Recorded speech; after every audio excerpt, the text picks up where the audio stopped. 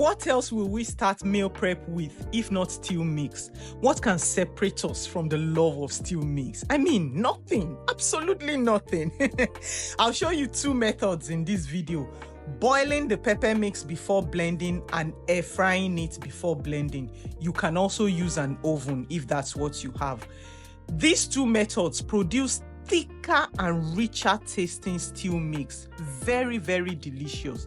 And it shortens your cooking time.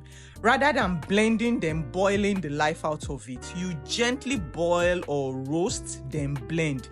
Please note that after blending, you don't need to cook again.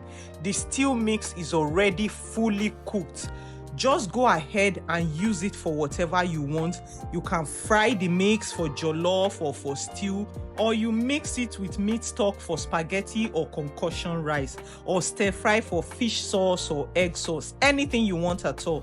Stew mix is so versatile for many foods. I always have stew mix readily available in my freezer.